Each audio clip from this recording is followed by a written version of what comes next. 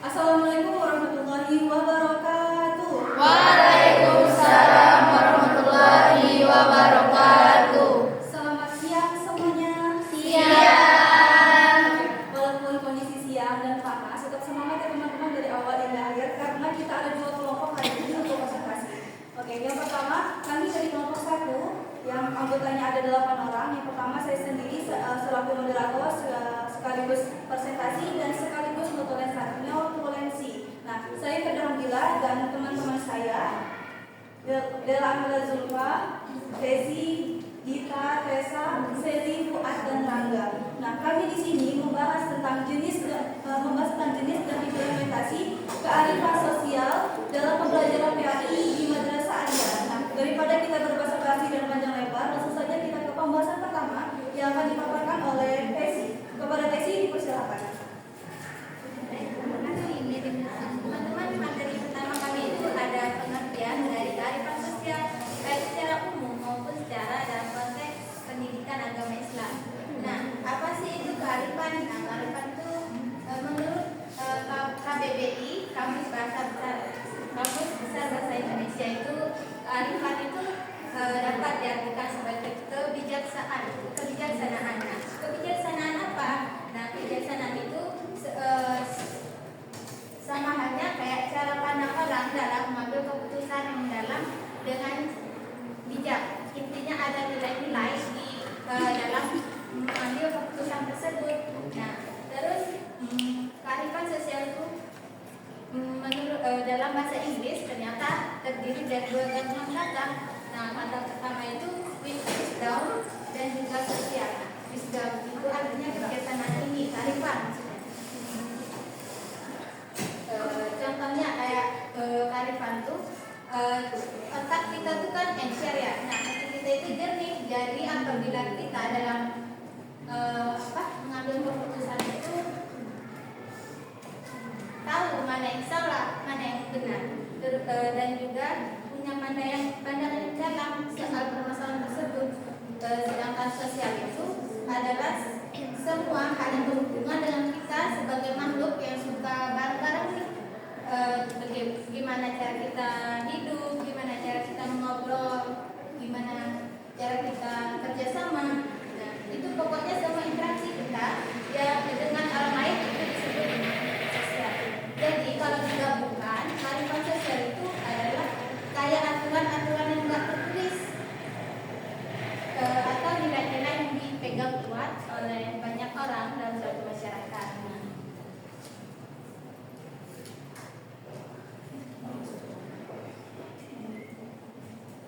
Terus kearifan sosial dalam konteks PAI. Kan pendidikan agama Islam itu nggak hanya mengajarkan cara kita sholat, cara kita puasa, cara kita zakat, tapi Islam itu juga mengajarkan kita cara bagaimana kita berinteraksi dengan lingkungan sekitar kita, dengan sama teman-teman sejawat kita, orang-orang sekitar kita intinya. Nah, itu penting banget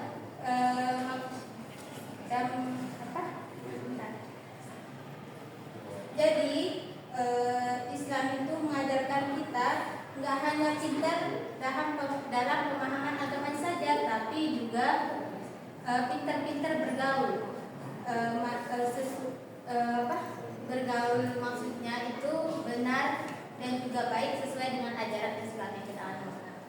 Contohnya misalkan kayak di kelas nih. Nah, itu contoh kearifan sosial itu kayak pas kerja kelompok. Nah, kita tuh diajarin buat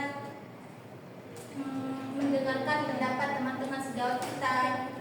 Terus juga bagi-bagi tugas biar kerjasama kita tadi, kerja kelompok kita itu tujuannya itu tercapai. Terus kalau contohnya di guru, misalkan kayak di pendidik itu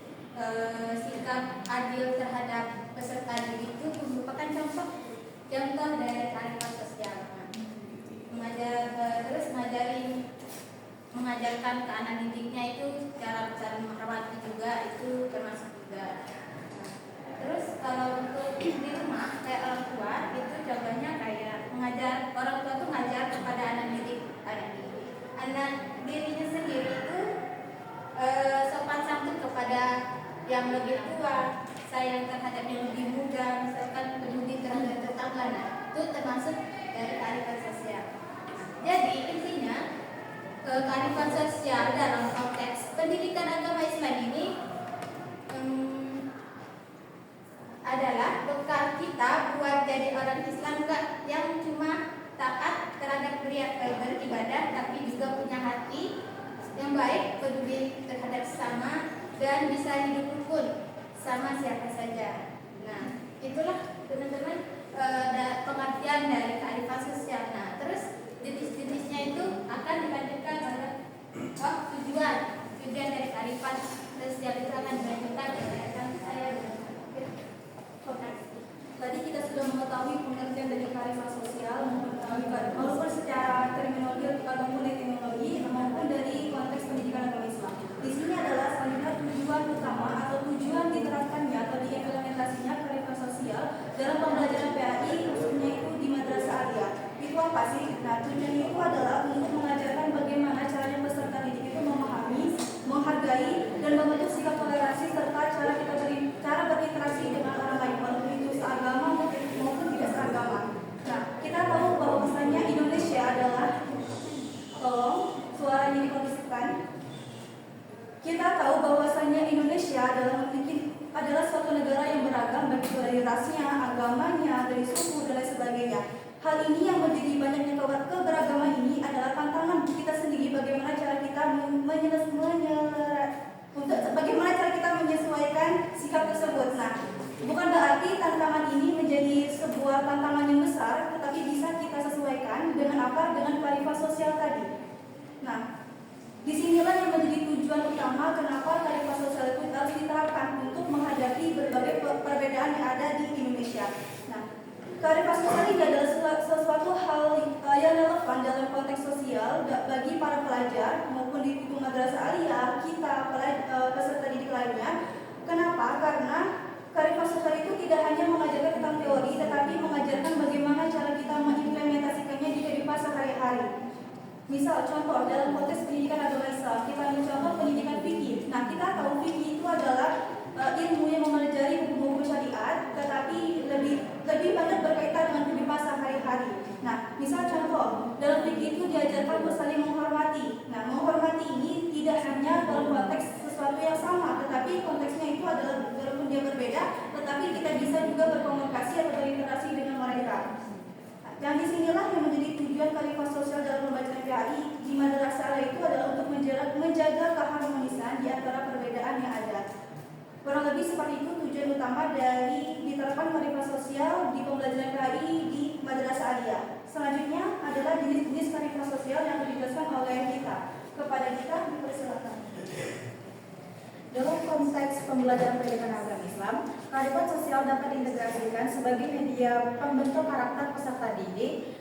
Nilai-nilai seperti kejujuran, tolong menolong, adil, bertanggung jawab, tumbuh dari budaya lokal yang dipadukan dengan ajaran Islam untuk memperkaya materi pembelajaran. Dalam realitas kehidupan masyarakat, kearifan sosial seringkali terwujud melalui kebiasaan sederhana namun bermakna seperti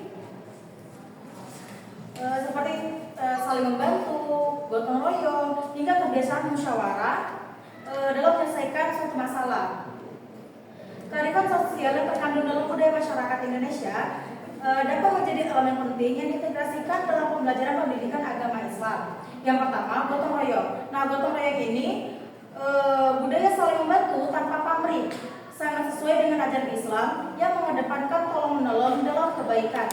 Seperti yang terdapat dalam Quran Surah Al-Maidah yang artinya tolong menolonglah kamu dalam mengerjakan kebajikan dan takwa, dan jangan tolong menolong dalam berbuat dosa dan permusuhan. Bertakwalah kepada Allah, sesungguhnya Allah sangat berat siksaannya. Nah, dalam pembelajaran PAI, peserta didik dapat diajarkan nilai-nilai ini melalui kegiatan sosial, kegiatan seperti bakti sosial atau kerjasama dalam proyek bersama. Nah, yang kedua ada musyawarah. Musyawarah sebagai prinsip dalam pengambilan keputusan yang melibatkan semua pihak sehingga dapat diintegrasikan untuk mengingat pentingnya musyawarah dalam Islam. Dengan mengajarkan musyawarah, peserta didik dapat belajar untuk mendengarkan pendapat orang lain, berpikir kritis, dan mengambil keputusan secara bijaksana. Yang ketiga ada toleransi sosial. Toleransi sosial dapat diterapkan dalam pembelajaran pendidikan agama Islam, yaitu dengan mengajarkan pentingnya menghormati perbedaan. Pembelajaran ini mengajak peserta didik untuk lebih mengenal berbagai budaya dan agama, serta mengajarkan mereka untuk hidup berdampingan secara damai. Yang selanjutnya ada solidaritas sosial. Dalam konteks pembelajaran pendidikan agama Islam, peserta didik dapat dilibatkan dalam kegiatan amal atau penggalan dana untuk korban bencana alam sebagai bentuk implementasi ajaran Islam tentang kepedulian sosial. Selain itu, sistem hukum adat berbasis keadilan yang diterapkan dalam masyarakat lokal juga dapat dijadikan bahan ajar di mana peserta didik belajar membandingkan dan memahami penerapan prinsip keadilan dalam Islam dengan hukum adat setempat. Misalnya dalam penyelesaian sengketa secara damai. Yang terakhir ada keadilan. Islam mengajarkan prinsip keadilan sebagai salah satu nilai dasar dalam kehidupan masyarakat. Dalam pembelajaran PAI, peserta didik dapat diperkenalkan pada konsep keadilan Islam yang meliputi keadilan sosial, ekonomi, dan hukum, serta bagaimana penerapannya dalam kehidupan sehari-hari. Baik, mungkin materi selanjutnya akan dibacakan oleh Sally. Baiklah, di sini saya akan menjelaskan metode pembelajaran yang efektif untuk mengintegrasikan nilai-nilai kearifan sosial di madrasah aliyah. Metode pembelajaran merujuk pada strategi atau pendekatan yang digunakan oleh pendidik atau pengajar untuk menyampaikan materi pembelajaran kepada peserta didik dengan tujuan memfasilitasi proses belajar. Metode pembelajaran yang efektif mendorong keterlibatan aktif peserta didik dalam proses pembelajaran serta kolaborasi antara peserta didik dengan sesama dan memfasilitasi pertukaran ide, pemecahan masalah bersama, dan pembelajaran sesuai pengalaman. Berikut ada beberapa metode yang dapat digunakan dalam pembelajaran efektif untuk mengintegrasikan nilai-nilai sosial sebagai berikut. Yang pertama ada metode pembelajaran kolaboratif. Pembelajaran kolaboratif adalah metode pembelajaran yang melibatkan kerja sama antara peserta didik dalam mencapai tujuan belajar.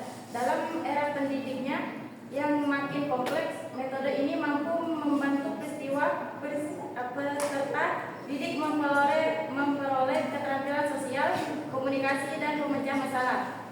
Yang kedua ada metode kooperatif. Metode kooperatif atau diskusi adalah pendekatan yang menekankan kerjasama antara peserta didik dalam kelompok kecil untuk mencapai tujuan pembelajaran bersama. Metode ini mendorong interaksi sosial dan komunikasi dua arah antara pendidik dan peserta didik antara peserta didik lainnya, sehingga nilai-nilai sosial seperti kerjasama dan tanggung jawab dapat dikembangkan secara aktif dalam proses pembelajaran. Yang ketiga ada metode kontekstual. Metode kontekstual adalah pendekatan pembelajaran yang mengaitkan materi pelajaran dalam konteks kehidupan nyata peserta didik, sehingga pembelajaran menjadi lebih bermakna dan relevan dengan pengalaman sehari-hari mereka. Metode ini menekankan agar peserta didik tidak hanya menghafal tetapi menemukan pengalaman sendiri melalui proses berpikir kritis dan sistematis. Yang keempat ada metode berbasis proyek. Pelajaran berbasis proyek atau PJBL secara umum didefinisikan sebagai proyek dalam memahami suatu konsep atau teori. Menurut Gottman, PJBL merupakan suatu pembelajaran melalui kegiatan proyek maupun pemberian tugas untuk dipecahkan secara kelompok sebagai bentuk tantangan bagi peserta didik.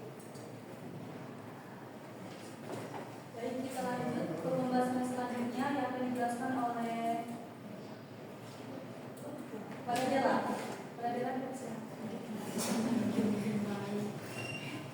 Oke, nah kita lanjut teman-teman ke implementasi kearifan sosial dalam pembelajaran PI di madrasah aliyah. Nah, bagaimana cara kita menerapkan kearifan sosial tersebut kalau misalnya kita di wilayah kita ambil khususnya di madrasah aliyah. Nah, salah satunya bisa kita ambil dari metode-metode yang sudah dijelaskan ke materi tadi melalui metode kooperatif. Nah, di sini dalam metode kooperatif ini membagikan kelompok-kelompok kecil.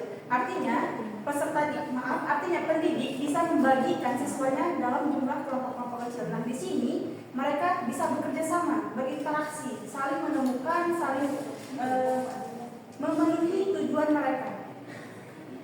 Nah, selain itu teman-teman, bisa juga kita sebagai pendidik mengajak peserta didik kita untuk berkolaborasi di luar sekolah. Di sekitaran sekolah, misalkan ada masyarakat yang melaksanakan sebuah kegiatan. Nah, bisa mengundang kita di sekolah tersebut untuk membantu mereka bersama-sama membantu mereka untuk menyukseskan acara tersebut. Nah, di sini teman-teman ada nilai yang bisa kita dapatkan. Nilainya apa? Ada yang tahu nilai apa yang kita dapatkan? Ya, kerjasama juga, tolong menolong, kita membantu orang lain untuk mensukseskan acara mereka. Itu juga teman-teman termasuk dalam kearifan sosial di Madrasah Aliyah. Nah, tidak hanya itu teman-teman, kita sebagai pendidik juga bisa mengajak peserta didik kita untuk melihat gambaran-gambaran secara fakta melalui media-media yang ada di dalam kelas tersebut seperti proyek, dan lain sebagainya. Di sini kita bisa menampilkan sebuah video atau film-film dokumentasi misalkan. Nah, di situ teman-teman bisa menarik peserta didik untuk ikut terlibat dalam perasaannya. Misalkan kita menunjukkan sebuah video bencana alam di daerah tertentu. Nah, kita juga mengajak kepada peserta didik kita untuk menggalang dana untuk membantu korban-korban bencana alam kali ini, juga termasuk teman-teman ke dalam kearifan sosialnya. Terus juga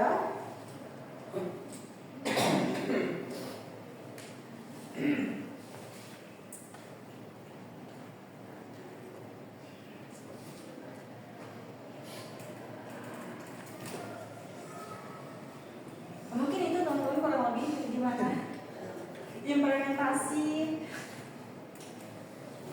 implementasi kearifan sosial di Madrasah Aliyah. Kurang lebihnya gimana?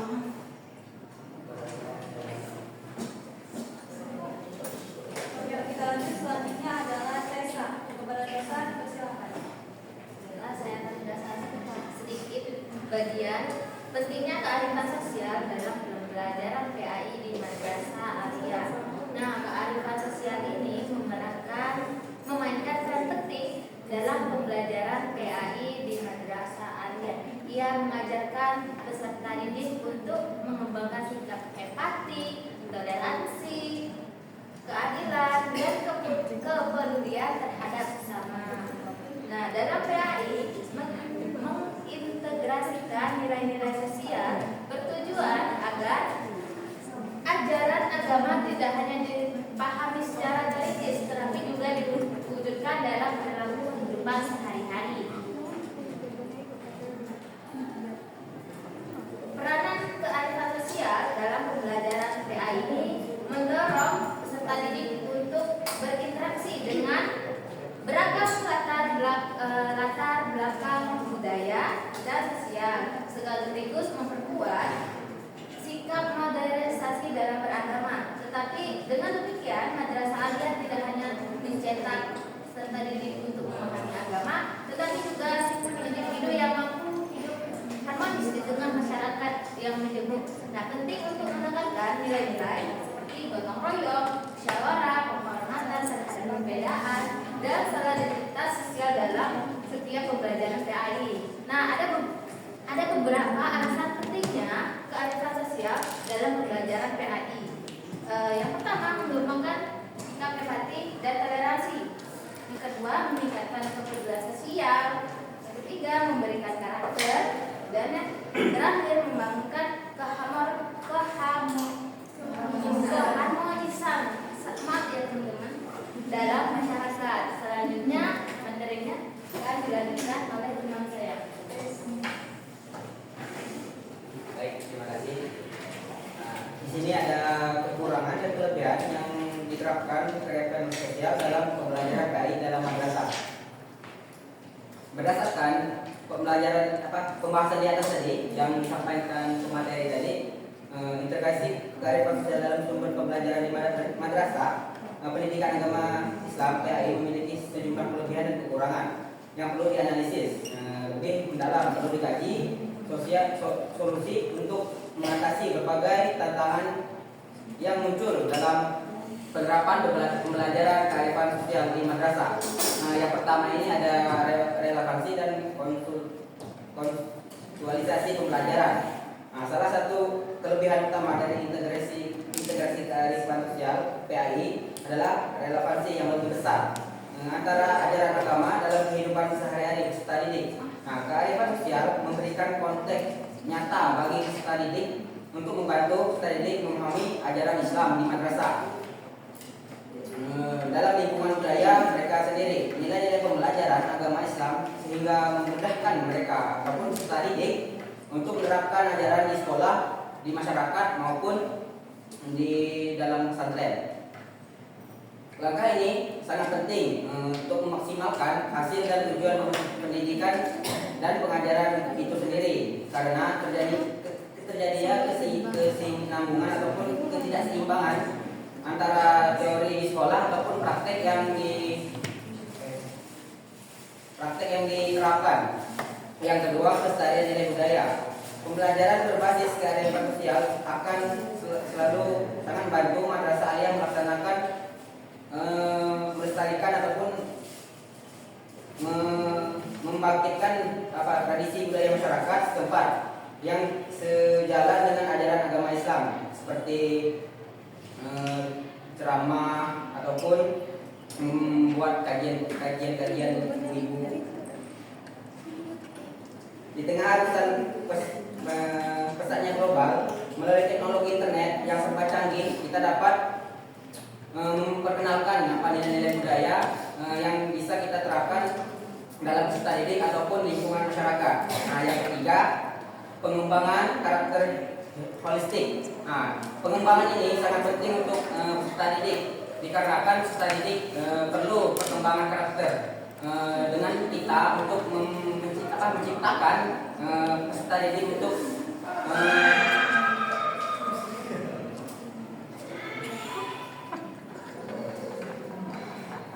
menciptakan spiritual peserta didik agar bisa berkembang di madrasah tersebut.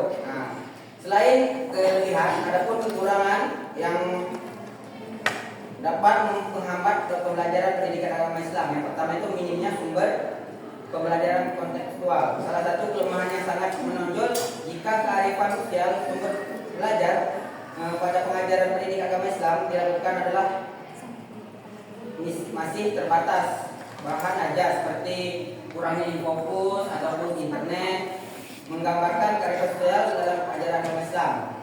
Yang kedua, keterbatasan kompetisi pendidikan. Tidak semua pendidik, bahkan makin mayoritas pendidikan agama Islam tidak memiliki pengetahuan atau keterampilan yang memadai untuk mengintegrasi kearifan sosial ke dalam pembelajaran tempat atau madrasah. Hal ini sangat berkaitan dengan kemampuan peserta didik dalam memahami nilai luhur ataupun budaya yang ada istiadat untuk diambil beberapa sumber pembelajaran. Yang ketiga, kekurangan dukungan infrastruktur dan kebijakan. Di sini kan ada 3 tadi. Dukung ini sistem pendidikan termasuk kebijakan kurikulum yang berkembang berbasis kearifan sosial masih belum optimal, tidak stabil perkembangan tersebut. Lanjut, menjadi hambatan bagi pembelajaran, penerapan ataupun kurikulum yang akan diterapkan di sekolah atau madrasah. Untuk menerapkan pendekatan kontekstual dalam pembelajaran PAI. Mungkin itu saja.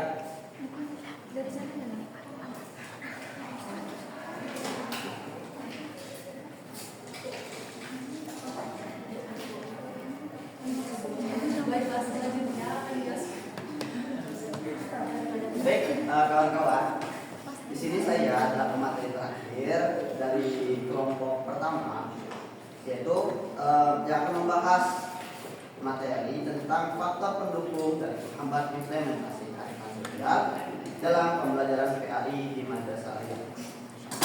Nah, dalam mengimplementasikan pembelajaran dalam sebuah pembelajaran itu, dalam sebuah kelas, tidak lupa ada faktor pendukung dan penghambatnya, yang dimana kelompok kami dalam materi yang saya ambil itu mengambil beberapa poin penting, yang dimana poin pertama yang faktor pendukung dan implementasi kearifan sosial dalam pembelajaran PAI di Madrasah Aliyah, yaitu dukungan sarana dan prasarana.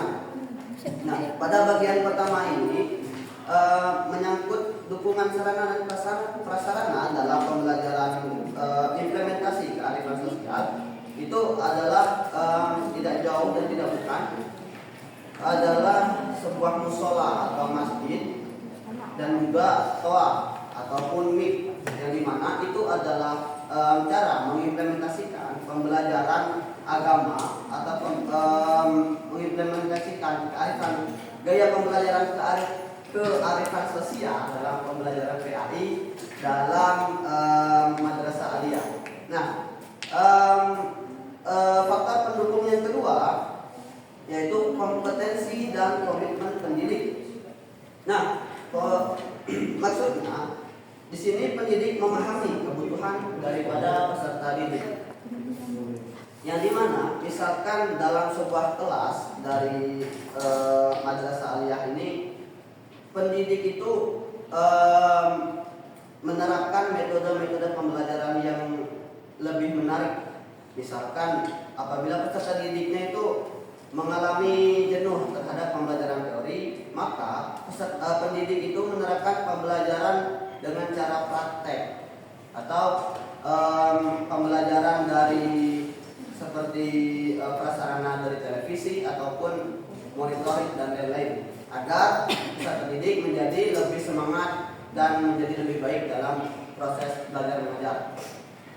Nah, materi yang ketiga tentang faktor pendukung implementasi kearifan sosial, yaitu integrasi kurikulum dan kegiatan ekstrakurikuler. Nah, maksudnya yaitu integrasi ini ialah nilai-nilai kearifan sosial ke dalam silabus ataupun RPP yang ada pada pendidik. Nah, maksudnya ialah semisal pada kegiatan ekstrakurikuler, pendidik itu menerapkan kegiatan budaya ataupun misalnya pada keadaan kelas, pendidik itu menerapkan kegiatan budaya seperti misalnya sebelum pembelajaran dimulai, pendidik itu menyuruh peserta didik untuk berdoa, dan setelah berdoa pendidik itu menyuruh peserta didiknya itu untuk membaca Al-Quran sebelum memulai pembelajaran. Nah, lanjut ke bagian nomor 4 atau poin nomor 4 tentang faktor pendukung implementasi kearifan sosial, ialah kolaborasi dengan orang tua atau komunitas ataupun organisasi. Nah, maksudnya di sini dukungan dan keterlibatan orang tua serta masyarakat ataupun organisasi tadi dalam kegiatan madrasah atau pendidikan ataupun sekolah itu dapat memperkuat penerapan nilai sosial dan budaya yang ada di lingkungan sekitar daripada peserta didik. Nah, lanjut ke faktor penghambat implementasi sosial dalam pembelajaran PAI di Madrasah Sosial. Ini juga meliputi berbagai faktor atau berbagai poin, yang dimana yang pertama ialah keterbatasan sarana dan prasarana. Nah, sama halnya dengan faktor pendukung tadi, apabila faktor pendukung tadi meliputi adanya masjid atau musola, taumik atau toa biar bisa azan dan sebagainya itu maka faktor penghambat ini kalau itu benda-benda yang saya sebutkan, hal-hal yang saya sebutkan tadi, jika tidak ada maka akan mempengaruhi atau menghambat yang daripada pembelajaran atau kearifan sosial dalam Madrasah Aliyah tadi. Nah, yang kedua ialah kurangnya dukungan dan partisipasi orang tua. Nah, maksudnya di sini ialah jikalau orang tua tidak berperan dalam pembelajaran atau pengajaran pada peserta didik ataupun anaknya sendiri, maka orang tua kedua atau guru atau pendidik yang ada di sekolahnya akan mengalami lumayan susah ataupun bahkan sangat susah dalam mendidik peserta didik tersebut, karena di dalam rumah atau alat atau tempat pulangnya sendiri saja dia tidak diajari, apalagi dalam kelasnya atau apalagi dalam sekolahnya. Nah, yang poin yang ketiga ialah lingkungan sosial dan pergaulan peserta didik. Nah, maksudnya ialah pergaulan di luar sekolah. Poin yang ketiga ini ada sangkut pautnya dengan partisipasi orang tua. Jikalau di rumahnya tidak dibimbing dengan baik dan benar, apalagi mereka di luar, maka mereka akan mengikuti pergaulan bebas dan akan semena-mena akan perlakuan mereka sendiri terhadap apa yang mereka ingin lakukan. Nah, terus poin yang keempat ialah keterbatasan waktu dan monitoring.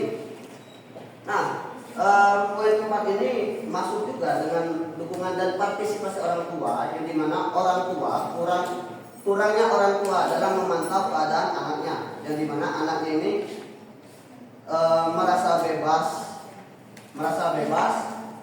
atau bahasa kita ya hakenak hati dalam melakukan hal-hal yang dia inginkan, tidak ada batas, tidak ada yang memantau, tidak ada yang melarang. Jadi dia akan merasa sebebas-bebasnya atau ya begitulah. Dan yang terakhir ialah materi yang kelima atau poin yang kelima dari faktor penghambat implementasi dalam implementasi kearifan sosial dalam pembelajaran PAI di madrasah aliyah ialah internal madrasah, yang dimana dalam sebuah madrasah tersebut banyak sekali kekurangan, yang dimana seperti contohnya dalam pembelajaran saja, bahkan pendidik saja tidak memiliki ilmu yang cukup untuk mengajarkan peserta didiknya. Mungkin itu saja tentang faktor penghambat dan faktor pendukung dan penghambat yang ada di dalam masyarakat, di dalam kearifan dalam madrasah aliyah.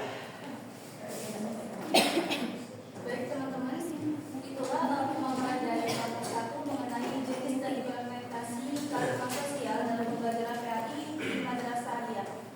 Baiklah, selanjutnya kita berada pada sesi tanya jawab. Mungkin di sini teman-teman ada yang kurang paham atau kurang mengerti penjelasan dari kami, bisa ditanyakan kembali kepada teman-teman, dipersilakan. Kepada Arjun, dipersilakan. Terima kasih. Perkenalkan saya Arjun. Yang ingin saya tanyakan dalam metode berbasis proyek atau PJBL,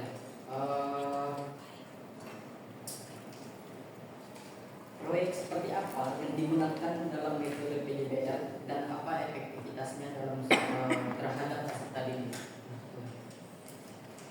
Baik, terima kasih. Kami lakukan terlebih dahulu pertanyaan dari Arjun. Kita lanjut ke pertanyaan kedua. Kepada teman-teman, dipersilakan. Kepada Darfa, Itu bertanya, jadi apa yang menjadikan pembeda antara kearifan sosial dan kearifan lokal? Bisa kasih contohnya? baik, terima kasih. Tidak kami lakukan juga untuk pertanyaan selanjutnya. Baik, terima kasih untuk pertanyaan telah dilakukan kepada kami. Kami minta waktu sebentar, minta waktu 3 menit untuk berdiskusi mengenai pertanyaan teman-teman.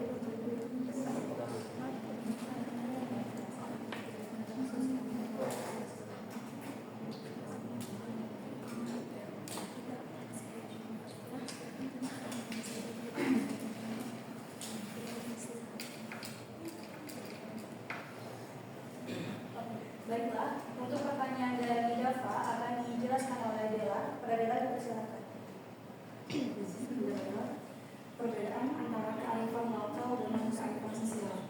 Nah sebenarnya ini beda-beda tipis ya teman-teman. Cuman ada kata lokal dan sosial.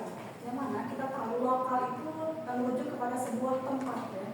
Kalau sosial itu interaksi sama kita. Jadi perbedaannya di mana letaknya? Yang pertama itu kalau fokus dari kearifan lokal ini lebih ke adat istiadatnya, ke pengetahuan nilai juga masuk, praktik-praktiknya juga masuk, begitu juga dengan sosial. Cuman kalau misalkan kearifan lokal ini dia di lokasi tertentu, di tempat-tempat tertentu, misalkan di sebuah desa ada adat istiadat seperti nganggu dan lain sebagainya. Kalau misalkan kearifan sosial ini interaksi kita sesama masyarakatnya. Terus kalau misalkan kearifan sosial ini dia lebih bersifat kepada nilai-nilai seperti tadi, nilai-nilainya keadilan, toleransi, terus adil juga, itu termasuk ke sosial karena itu hubungan kita dengan sesama manusia, gimana interaksi kita sesama manusia. Terus untuk masalah fokus tempat tadi kan hanya terfokus sama tempat kan. Kalau misalnya kearifan sosial ini dia abstrak, bisa di mana saja, termasuk di kelas ini juga kearifan sosial. Tapi kalau misalnya kearifan lokal hanya di tempat-tempat tertentu. Terus untuk masalah contoh dari kearifan lokal dengan kearifan sosial, kalau kearifan lokal ini tadi ada istiadat. Kalau misalnya kearifan sosial ini gimana cara kita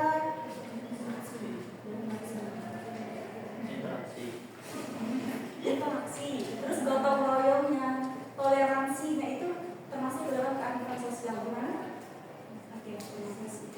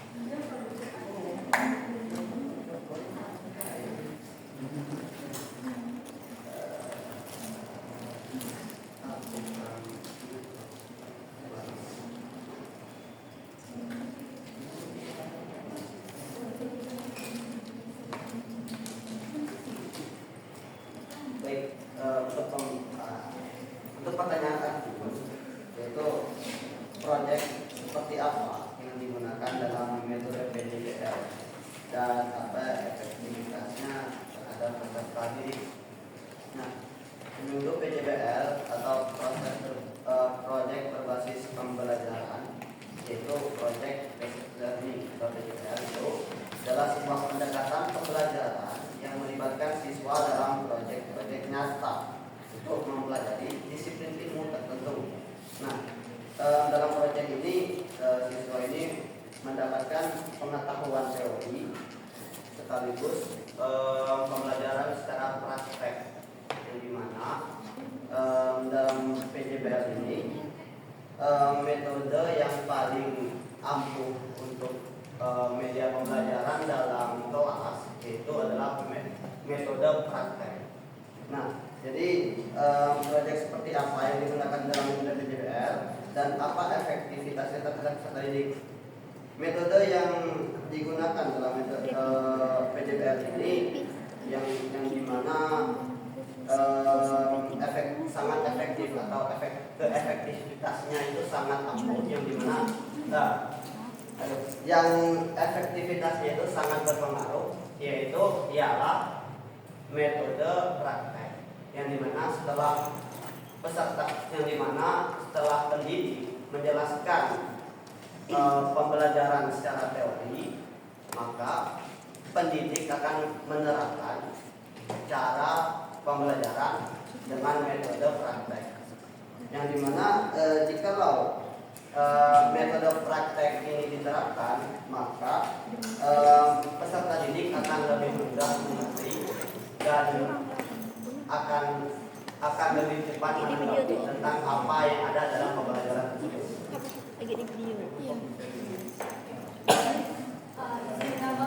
Pemaparan dari Fuad, mungkin di sini Agim kurang jelas mengenai apa itu proyek. Proyek ini adalah sesuatu hal yang melibatkan siswa di dalamnya tersebut. Nah, misal contohnya itu proyek itu misalnya presentasi. Ini presentasi adalah satu contoh dari proyek dan pembuatan makalah ini adalah suatu proyek. Nah, dikatakan efektifnya atau tidak itu adalah efektif karena bisa kita mencontoh dalam presentasi atau membuat makalah. Di sana kita diajarkan untuk mandiri dalam mencari informasi dan juga kita diajarkan untuk cara berkomunikasi atau berbicara di depan teman-teman yang lain. Kurang lebih seperti itu. Mungkin akan ditambah lagi oleh Dela. Pada Dela dipersilakan. Yang mungkin ya proyek seperti apa yang digunakan dalam metode PJBL? Yang mungkin ya kalau misalnya dari materi sendiri itu proyeknya kalau misalkan di lingkungan sosial ya, proyeknya seperti yang sudah dijelaskan tadi, kita bisa berinteraksinya dengan lingkungan sekitarnya. Bisa dibilang kampanye sosial juga disebut sebagai proyek yang dimana peserta pendidiknya mengajak peserta didik untuk melihat ataupun mensurvei tempat-tempat di sekitaran sekolah ini. Di sini juga termasuk proyek. Nah, efektivitasnya apa? Di sini kita mengetahui bahwa ternyata di sekitaran kampus ini apa yang mereka butuhkan itu bisa kita bantu dan lain sebagainya. Mungkin seperti itu. Intinya tidak hanya berfokus sama di kelas saja, tetapi di lingkungan juga. Sedikit menambahkan untuk efektivitas PJBL terhadap tadi yaitu meningkatkan keterampilan kolaborasi. Nah, siswa belajar bekerja sama dengan berkelompok. Nah, untuk mengembangkan sebagai kelompok itu kan kita kan berkelompok kan berbagi tugas kan. Nah, dalam PJBL, dari peningkatan PJBL tersebut kita berbagi kelompok bisa meningkatkan keterampilan masing-masing peserta didik. Misalkan bagian ini bisa membuat video, yang ini bisa membuat itu kan. Nah, bagian saya musik. Ya. Nah, yang kedua itu keterlibatan dan motivasi. Nah, setiap PJBL ini peningkatan siswa karena mereka langsung melalui pelajaran proyek. Nah, jadi misalkan PJBL ini kan berbasis proyek. Misalkan contoh kita membuat program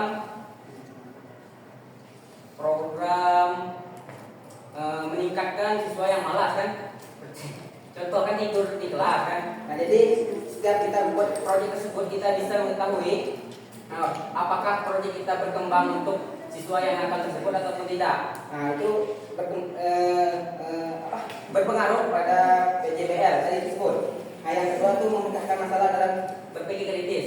Nah, PJBL ini bisa memecahkan masalah walaupun kita tidak tahu cara-cara yang lain. Misalkan cara ini tidak bisa, cara ini tidak bisa.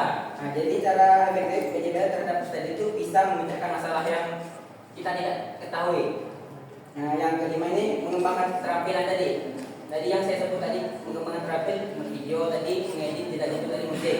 Nah, jadi pengembangan ini bisa berguna untuk peserta didik ataupun peserta ataupun contoh didikan di madrasah aliyah kan. Seorang siswa ataupun santri bisa membuat robot walaupun hanya bahan-bahan hanya terbatas kan.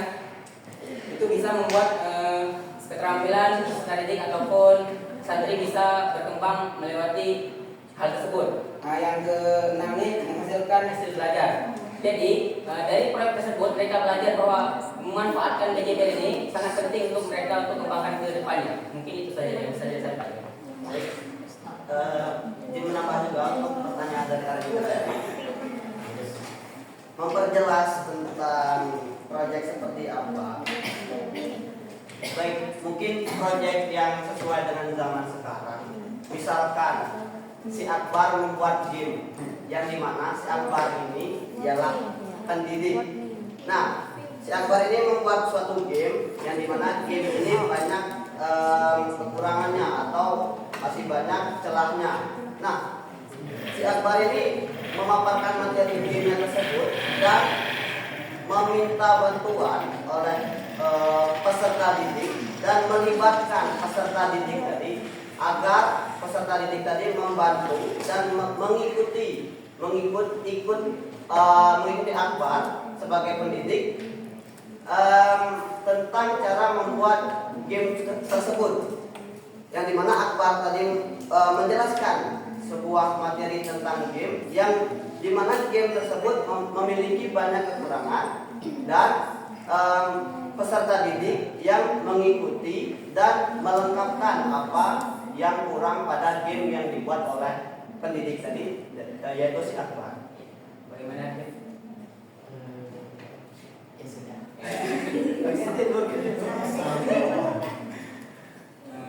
Dari dua pertanyaan yang telah kami jelaskan tadi, mungkin di sini teman-teman ada yang menambahkan kembali atau ingin memaparkan atau menanggapi, dipersilakan.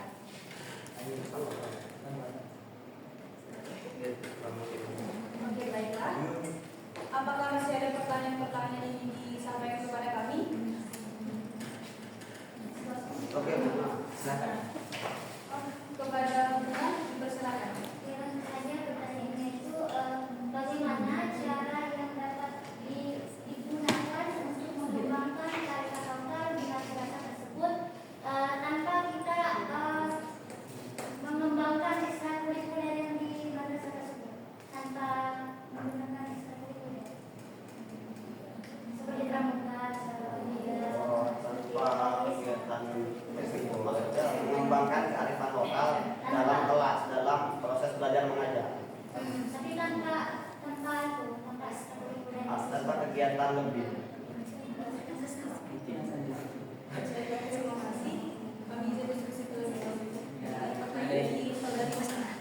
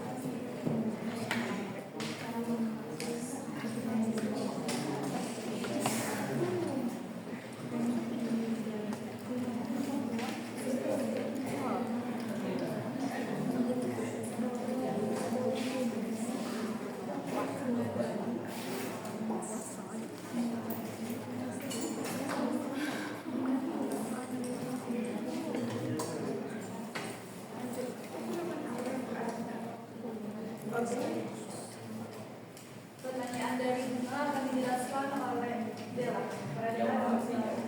Oke, izin. Pertanyaannya, cara yang bisa digunakan untuk mengembangkan kearifan sosial ya di madrasah aliyah selain di ekstrakurikuler.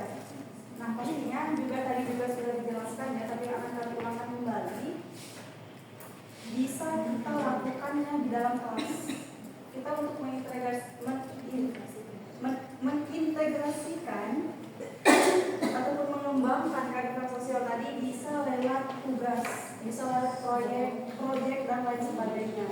Bisa juga di dalam kelas kita gunakan metode cerita. Metode cerita tentang apa? Metode ceritanya tentang tokoh-tokoh agama yang mungkin dulu menyebarkan agama Islam, teman-teman. Seperti yang kita ketahui bahwa penyebaran agama Islam itu kan tidak dilakukan secara terpaksa ya, tapi mereka melakukan memiliki sifat yang lemah lembut untuk mengajak penduduk-penduduk setempat itu untuk masuk ke dalam agama Islam. Nah di sini juga teman-teman ada nilainya. Kita tidak memaksakan orang, tetapi kita mengajak mereka kalau misalkan mereka mau gabung ya gabung, mereka mau enggak yang enggak. Kita jelaskan, kita ceritakan di dalam kelas nilai-nilai sebelum-sebelumnya. Untuk apa? Agar peserta didiknya itu memiliki kesadaran bahwa hal-hal tersebut itu sangat baik atau sangat penting sekali kita terapkan. Terus kita juga bisa melaksanakan metode kooperatif ya, metode kooperatif dengan membuat kelompok-kelompok kecil untuk kita berdiskusi. Nah, di dalam kelompok-kelompok tadi ada juga project based learning tadi, PJBL. Membuat makalah terus mempresentasikan hasil makalahnya, itu juga termasuk bisa juga kita terapkan di situ. Terus kita juga bisa, kalau misalkan kita pengennya di luar kelas, kita juga bisa membuat project ya, meskipun di luar ekstrakurikuler, project mungkin dari OSIS ya, punya pemikiran untuk melaksanakan sebuah project untuk masyarakat, itu juga bisa diterapkan. Mungkin itu ada tambahan.